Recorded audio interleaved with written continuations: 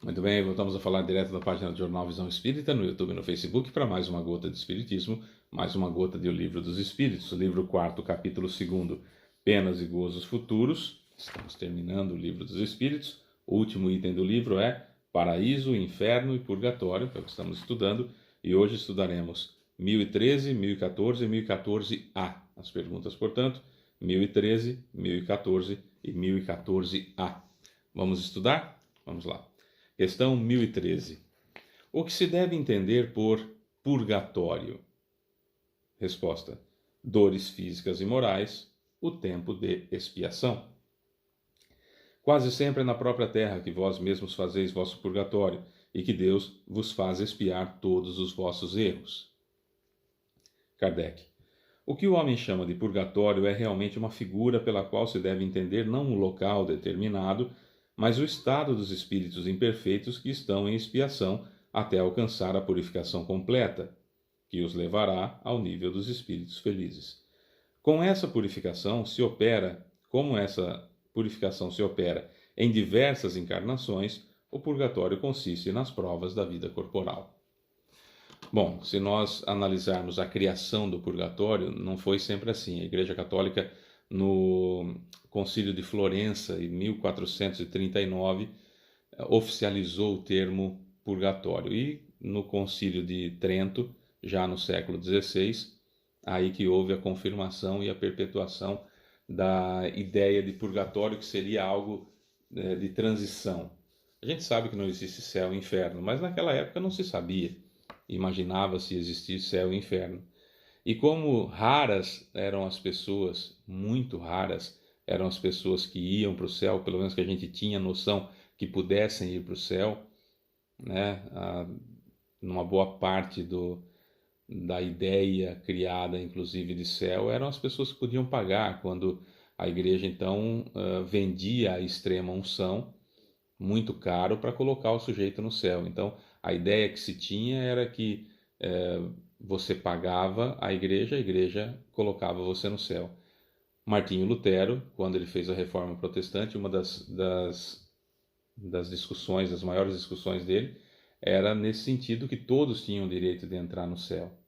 Então ele criou uma ideia de a extrema-unção ser gratuita, ser para todos, entre outras coisas, não foi só isso, a Reforma Protestante no século XVI.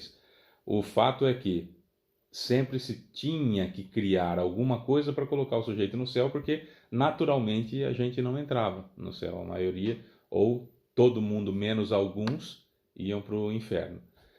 No Concílio de Florença, então, foi tomada essa decisão, que já vinha amadurecendo uma ideia dentro da igreja, de um local transitório em que a alma ficava, depurava-se, para depois ir para o céu. Isso para eliminar a quantidade de inferno e também para manter a dominação da igreja sobre as pessoas, porque essa sempre foi a função, ou pelo menos a ideia, desde a criação da Igreja Católica, que era manter o domínio, né, desde o seu começo lá em 300, quase o ano 400.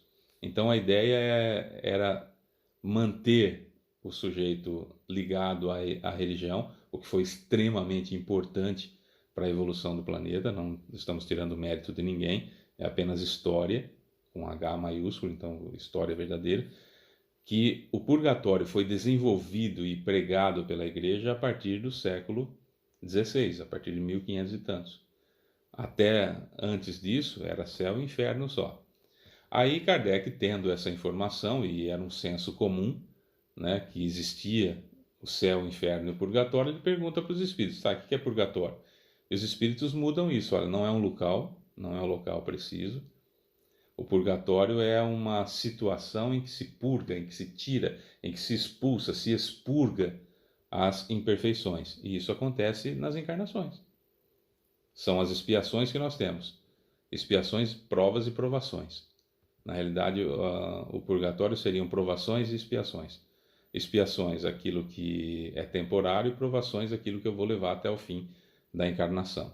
Seria mais ou menos essa situação. Então, para nós espíritas, quando alguém falar de purgatório, a gente sabe que é um local em que eu vou expiar as minhas faltas com a única função de criar aqui dentro de mim aversão àquele mal que eu cometi. E esse purgatório não tem necessidade de ser pela dor. E esse purgar não tem necessidade de ser pela dor. Aliás, ele deveria ser o tempo todo pelo amor. É que a gente perde essas oportunidades, a gente recalcitra no erro, enfim, a gente fica preso a essa situação, então a gente não aproveita as oportunidades de expiar pelo amor, e aí a divindade não tem outra alternativa senão purgar-nos pela dor. Daí, purgatório ser na Terra, mas não é um local circunscrito, né? Não é um... Tem o céu lá em cima, o purgatório no meio e o inferno lá embaixo. Isso já sabemos que não existe, né? 1014. Kardec insiste, né? Quando vem a pergunta, Kardec insiste. Como se explica que espíritos cuja superioridade se revela por sua linguagem tenham respondido a pessoas tão sérias a respeito do inferno e do purgatório, segundo a ideia comum, a ideia vulgar que deles, inferno e purgatório, se tem? Resposta. Eles falam uma linguagem que possa ser compreendida pelas pessoas que o interrogam. Quando essas pessoas estão imbuídas de certas ideias, eles procuram não contrariá-las muito bruscamente para não ferir suas convicções. Se um espírito dissesse a um muçulmano sem precauções oratórias que Maomé não foi um profeta, seria muito mal recebido. Né? Não dá para você chegar imediatamente numa pessoa e violentar os sentimentos dela e o entendimento dela. Os espíritos não estão aqui para isso, para trazerem as verdades, para trazerem as revelações. É aquilo que é paulatinamente definido pela divindade e se espalha pelo globo todo. Isso é muito importante. Quando Kardec foi codificar o espiritismo, ele colheu informações do mundo todo, e naquela época muito difícil de fazer isso. E ele colheu informações do mundo todo porque a verdade se espalha por todo o globo, certo? Por todo o globo. Então precisamos ter sempre isso. Um centro espírita está recebendo novas revelações. Alguém mais está confirmando isso? Os espíritos superiores escolheram aquele grupo espírita no mundo todo. Não tem mais pessoas de bem no mundo todo que vão ratificar, confirmar essas informações. Então tem alguma coisa que precisa ser ali filtradozinho ali, tendo um cuidadozinho a mais nessa situação. Sempre é global a situação, né? As revelações são sempre globais. No livro Guerra no Além, do seu Caibar Schutel, por Abel Glaser, nós vamos encontrar a descrição do posto 109 de Alvorada Nova. No posto 109 de Alvorada Nova, esse livro trata do apoio de espíritos à França e apoio de espíritos à Alemanha, fomentando a Segunda Guerra Mundial. Né? É muito interessante, inclusive, entender o mecanismo do plano espiritual agindo nos poderosos da Terra, né? E nos países, e dando aquela ideia de importância absoluta, de passar por cima dos outros, etc, etc. E fala o livro explica alguns pontos de resgate dentro do posto 109, locais para onde espíritos ligados à Alvorada Nova, que não têm condições ainda de ir para a Alvorada Nova e nem têm condições de entender que desencarnaram, vão para esses locais para não serem violentados em suas crenças, em seus conhecimentos, em sua evolução. Eu anotei aqui para não esquecer os nomes. Espíritos ligados à Alvorada Nova na Europa, que desencarnam na Europa, vão para esse, dentro do merecimento, evidentemente, vão para esse posto 109 na unidade da confraternização. Lá, as construções fluídicas, enfim, é como se fosse uma colônia, um ponto de resgate é como se fosse uma colônia espiritual, e lá tem bairros, tem cidades, enfim, e essas cidades que compõem a unidade da confraternização têm as características da Europa, tem as pessoas que desencarnaram na Europa de acordo com suas regiões, com seus costumes, etc, etc, para que não haja um rompimento de paradigma de cada um dessas pessoas. Então, você que mora aí na Europa e está assistindo a gente, na Espanha, Portugal, França, Itália, Alemanha, enfim, né?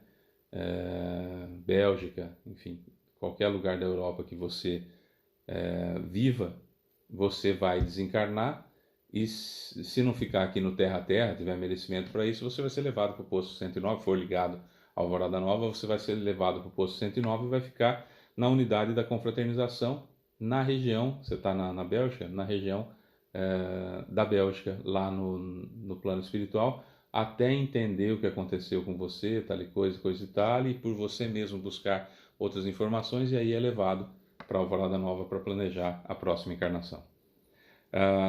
Pessoal do Oriente, né, do Oriente do planeta, é na unidade do Sol Nascente.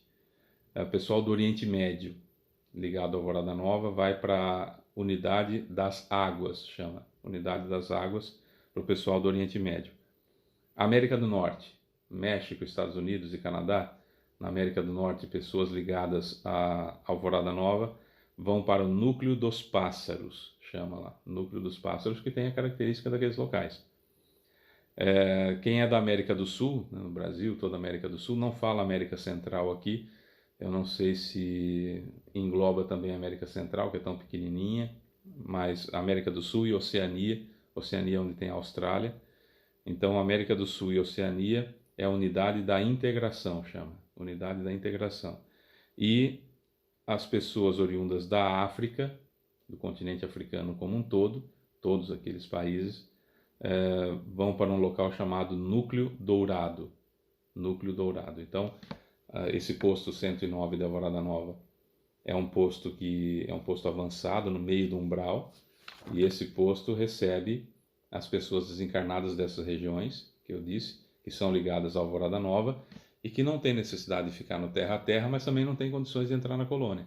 Então vão para esses locais, a maioria das vezes nem sabe no começo a maioria das vezes não, nenhum deles no começo sabe que desencarnou, só mudou de lugar, mas ainda dentro daquelas situações corriqueiras para ele ou para ela. E aí, aos pouquinhos, ele vai se habituando, vai entendendo que está diferente, vai perguntando, conversando, etc. Ele vai sendo instruído. É assim que funciona.